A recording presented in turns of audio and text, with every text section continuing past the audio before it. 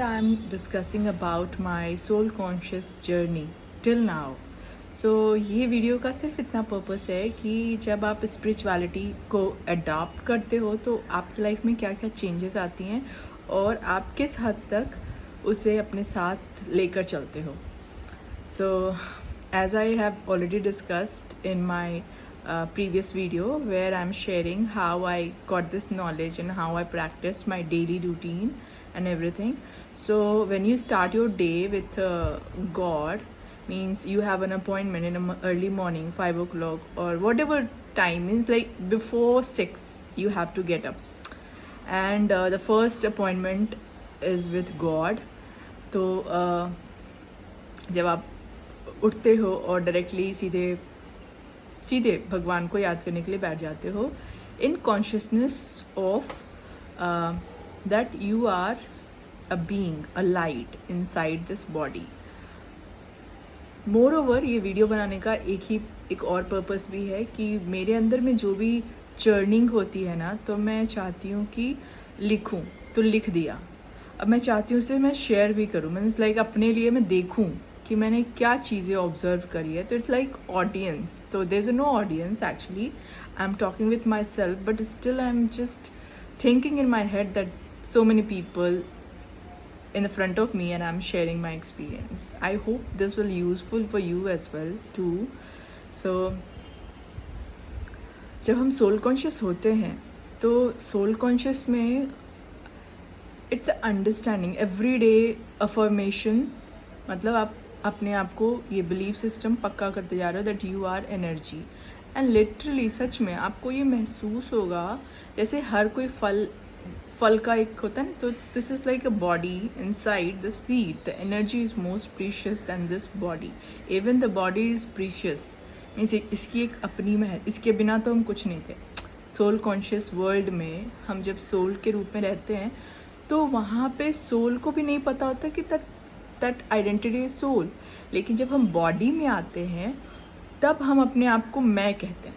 फिर हमें क्या ये होता, मतलब हमारे माता पिता को भी स्पिरिचुअल नॉलेज ज़रूरी नहीं है कि हर कोई ब्राह्मण के घर में जन्म हो या ऐसी जगह हो जहाँ पे ये सब आध्यात्मिकता का ज्ञान हो. हम बड़े हो जाते हैं, काफ़ी वर्ष के बाद हमें आध्यात्म समझ में आता है और फिर हमें समझ में आता है कि नहीं, शारीरिक पिता अलग होते हैं, आध्यात्मिक पिता अलग होते हैं, और एक हम सब के पिता यूनिवर्सल गॉड जिसको कहते हैं, भगवान कहते हैं, ईश्वर कहते हैं, वो सबके एक होते हैं, वो अलग नहीं होते.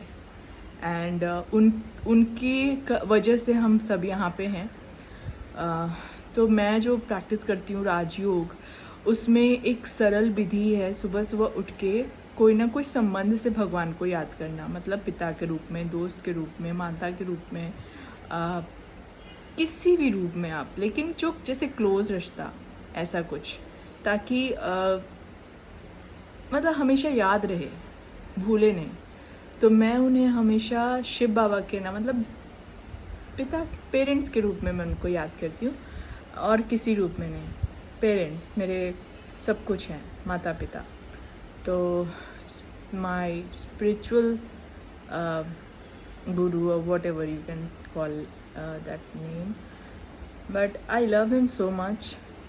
I hope कि मैं इस वक्त ये वीडियो बना रही हूँ और वो मुझे देख रहे हों, वो समझ रहे हो कि that you are talking about me because he is a energy, और means the supreme highest authority Shiv Baba is a director. I'm an actor, Katputli, and yeah, so I love him. I always remember my home, my true home, which is Param Dham, and we keep on constantly traveling through my mind because वहाँ जाने के लिए आपके पास knowledge होना चाहिए. बिना knowledge के आधार पे आप वहाँ तक पहुँच ही नहीं सकते. तो और जब आप ये, जैसे कि अगर आपने वो देखा है ना पहाड़ों पे जो होता है वुल्फ वाली राइड ऐसे करके जो जाते आते हैं, तो सिमिलरली समझो शिव बाबा परम धाम में है और वहाँ से आप उनकी याद की डोर में बैठ के फिर शरीर में आते हो, फिर शरीर से वहाँ जाते हो. तो सिमिलरली ये यात्रा कॉन्स्टेंटली चलता रहता है. इसलिए आप देखोगे कि हर 1 घंटे पे या दिन पूरे 24 घंटे में मतलब इक्वली बांटा हुआ समय रहेगा, वहाँ पे 1 मिनट का पॉज करके खुद को वो यात्रा ज़रूर करते हैं हर कोई जो भी ब्रह्मा कुमारी इसमें है। तो मेरे ख्याल से ये काफ़ी यूज़फुल है अपने सोच को एक नई सोच देने के लिए, क्योंकि नई सोच से ही नया जीवन बन सकता है। मेरे जैसे मेरा जीवन ऑलरेडी पहले से था, फिर ऐसा कुछ लाइफ में होता है जिससे कि लगता है जैसे ज्ञान कभी भी सेपरेट नहीं होता। एक बार आपने ये ज्ञान ले लिया ना, तो फिर ये आपके अंदर चला जाएगा, मीन्स आपके मन बुद्धि में चला जाएगा। और अगर आप उस कुल की आत्मा हैं तो आप कभी भी इस ज्ञान से और शिव बाबा से तो अलग हो ही नहीं सकते, फॉर श्योर। तो बस मैं अपने अनुभव के साथ जिस तरह से हर दिन प्रतिदिन मैं शिव बाबा को याद करती हूँ, और सभी के लिए बाबा 2 शब्द हमेशा कहता है, सदा शिव। सदा को अंडरलाइन कर लो, मतलब सदा वो स्थिति रहती है क्या, अपने लिए भी आत्मिक स्थिति में टिकना और सामने वाले को भी उसी आत्मिक भाव से देखना। ये पूरे दिन का एक टास्क होता है, और कितना ये सफल रहा ये रात में सोने से पहले एक बार कैलकुलेट करना, रिमाइंड करना, पूरे अपने आप को देखना, जैसे एक ऑब्जर्वर के रूप में देखना। तो मैं लिखती हूँ, उसके बाद सोने से पहले ये एक्शन करने के बाद फिर मैं सो जाती हूँ।